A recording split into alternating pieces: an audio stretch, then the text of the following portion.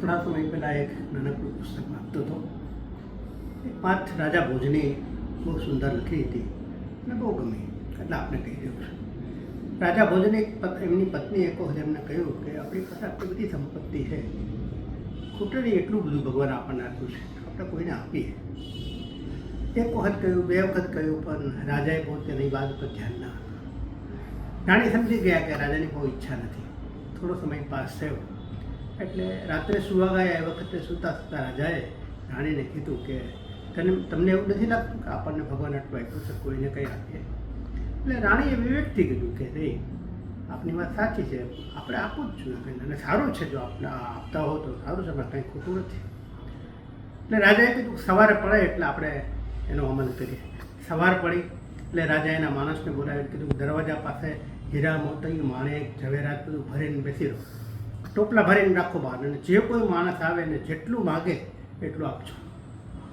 પેલો માણસ કુંડલા ભરીને દરવાજા પાસે બેઠો અને જે કોઈ આવે એને જે માગે એ આપવાનું કીધું હતું. એટલે એ માણસ બેઠો બેઠો બેઠો બેઠો એમ કરતાં 6 મહિના પાસ થયા. રાજાને યાદ આવ્યું કે 6 મહિના પહેલાં આપણે આપણી સંપત્તિના ટોપલા ભરીને બારેક માણસને બેસાડ્યો, પૂછી તો લો કેટલા માણસો લઈ ગયા.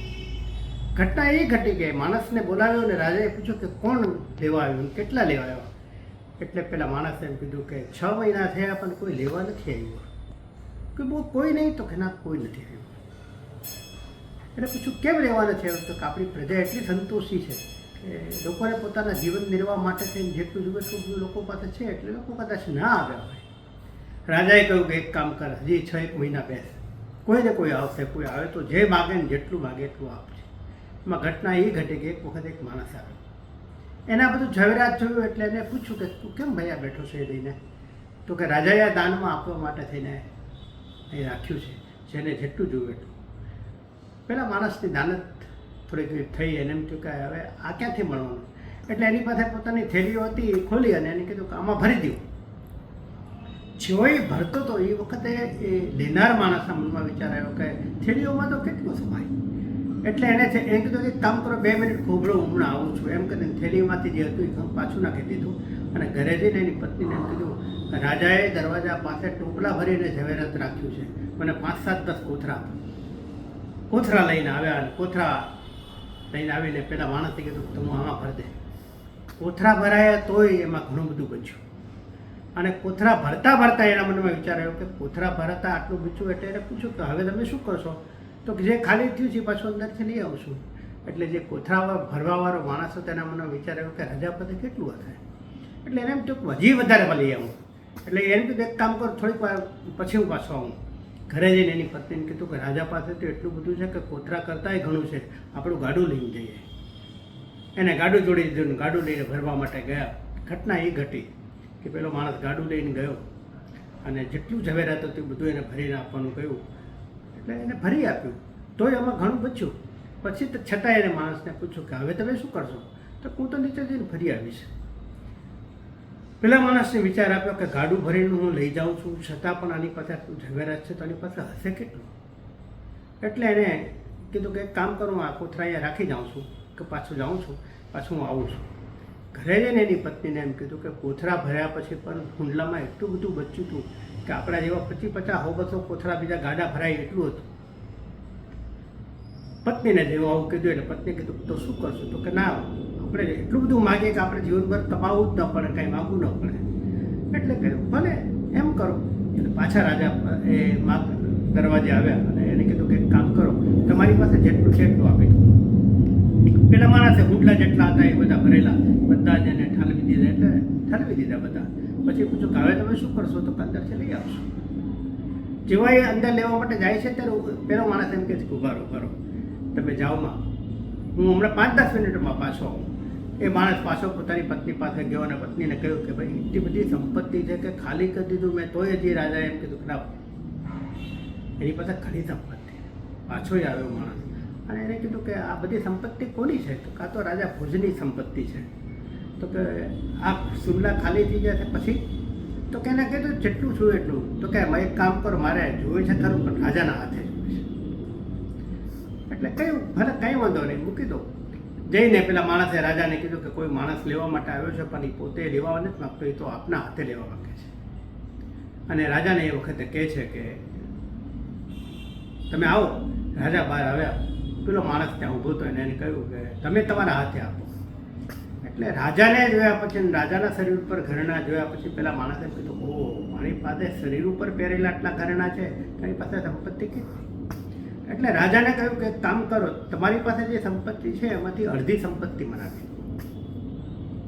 રાજાએ બહુ વિવેકથી એમ કહ્યું, કંઈ વાંધો નહીં, તમારે જ્યારે જોઈ ત્યાં લઈ જાઓ. તો કે ના, આજે જ લઈ જાવી છે. રાજાએ સ્વીકૃતિ આપી દીધી. ઘરે જઈને પત્નીને કહ્યું કે રાજાએ અડધી સંપત્તિ આપવાની સ્વીકૃતિ દઈ દીધી છે. એટલે મને વિચાર આવ્યો તો જો અડધી સંપત્તિ આપે તો પછી એની પાસે સંપત્તિ કેટલી હશે? ઘટના એ ઘટી કે એ માણસ પાછો રાજા પાસે ગયો ને એને કીધું કે ના, અડધી નહીં, તમારી પાસે જેટલી છે એટલી બધી આપી દો. રાજાએ કહ્યું કંઈ વાંધો નહીં, આવી જાઓ, તમારે જેટલી જોઈતી હોય મારી પાસે મારા ખજાનામાંથી જે જોઈએ બધું જ લઈ જાઓ, મને ના કોઈ વસ્તુ ના નથી. બીજા દિવસે સવારે માણસ રાજા પાસે ગયો અને બધી સંપત્તિ જોઈને લઈને લેવાનું નક્કી કર્યું. રાજાને પૂછ્યું કે આ બધી તમારી સંપત્તિ હું લઈ જઈશ તો તમે શું કરશો? તો કે એ ચિંતા તારે શું કામ કરવી જોઈએ, કંઈ વાત, તું લઈ જાય ત્યાંથી. પેલા માણસને વિચાર આવ્યો કે આટલી બધી સંપત્તિ આપ્યા પછી પણ રાજા આટલી બધી સરળતાથી એમ કહે છે કે તું ચિંતા કરમાં, તો રાજા પાસે બીજી કંઈક સંપત્તિ હોવી જોઈએ. એટલે એને કીધું હું કાલે પાછો આવીશ. ત્રીજા દિવસે એ માણસ પાછો ગયો રાજા પાસે અને રાજાને કહ્યું, એક કામ કરો, મને સંપત્તિ કરતાં તમે આમનામ પહેરે કપડે આમ નીકળી જાવ, બધું જેટલું છે એટલું બધું મને આપી દો. એટલે રાજા રાણીએ કીધું કે કંઈ વાંધો નહીં, તમારે એવી રીતે જોઈએ તો મને કંઈ વાંધો નથી, હું પહેરે કપડે નીકળી જઈશ. ભોજ રાજાને એની પત્ની પહેરે કપડે નીકળવા માટે તૈયાર થઈ ગયા. ત્યારે પેલા માણસના મનમાં વિચાર આવ્યો કે આ માણસ પાસે કેટલી સંપત્તિ હશે કે આ મૂકીને આમનામ જવા માટે તૈયાર થાય છે. એટલે પેલો માણસ એમ કહે છે કે એક કામ કરો, ભરવા માટે થઈને હું હમણાં આવું છું, આપ આ બગીચાને આંટો મારી આવો. રાજા રાણી બગીચાને આંટો મારવા જઈને પાછા આવે છે તો પેલો માણસ જતો રહ્યો હોય છે. સુંડા લઈને ભરીને બેઠેલા માણસને પૂછે છે પેલો માણસ ક્યાં ગયો? તો કે તો ઘરે જતો રહ્યો. અને એ માણસને કહે છે જાય એને બોલાવી આવો. હવે તો આપણને રાજમહેલમાં જવાનો અધિકાર નથી, કેમ કે આપણે તો બધી સંપત્તિ દાનમાં આપી દીધી છે. અને એ માણસ એને બોલાવવા જાય છે અને એ આવે છે. અને રાજા એને કહે છે ભાઈ, તે તો અમને પહેરે કપડે બહાર કાઢી મૂક્યા છે, હવે તો તું એમ કે હું અંદર જાઉં તો અમારો હક તો જતો રહ્યો, હવે તું કેમ જતો રહ્યો? તું લઈ જા બધું. અને એ વખતે માણસે રાજા ભોજને બહુ સરસ વાત કરી કે રાજા, જે સંપત્તિ કમાવામાં હજારો યુદ્ધો તમે કર્યા, આટલો મોટો પરિશ્રમ કર્યો, આટલી મોટી ઝાકીર ભેગી કરી, અને એ સંપત્તિ આપતી વખતે તમે ક્ષોભ વગર જ્યારે મને તમે આપી રહ્યા છો, ત્યારે તમને એ સંપત્તિથી કેટલો બધો ખેદ હશે કે વગર મહેનતે વગર પરિશ્રમે આપ આપવા માટે થયા. અને આપતી વખતે પણ ભેગી કરતી વખતે તમે કેટલા દુઃખી થયા હશો કે ત્યારે આટલી સંપત્તિ ભેગી થઈ. એ સંપત્તિ જો હું રાખીશ તો મારું શું થશે? મારે આમાંથી કંઈ જોઈતું નથી, તમારું જે છે એ તમારું, મારે કોઈ વસ્તુ જોઈતી નથી. આ વાત મને બહુ ગમી. રાજા ભોજને કીધું તું લઈ જા, તો કે ના. અને અંતે બહુ સરસ જવાબ આપ્યો કે રાજા, જે સંપત્તિ કમાવામાં આટલી બધી મહેનત કર્યા પછી પણ એ સંપત્તિ પ્રત્યે તમને આટલો બધો મોહ ના રહ્યો, તો એ સંપત્તિ હું લઈશ તો મારું શું થશે?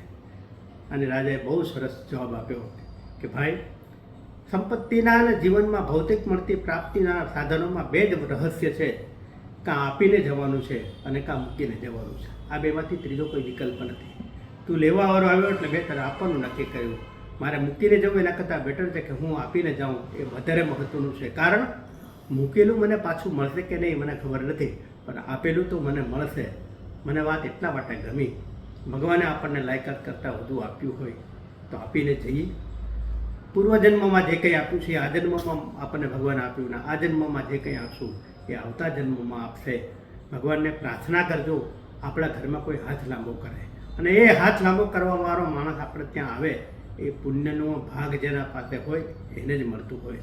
ફરી ભગવાનને પ્રાર્થના કરીએ આપણને પુણ્યશાળી બનાવે, એવી ભગવાનના ચરણોમાં પ્રાર્થના. જય રામ.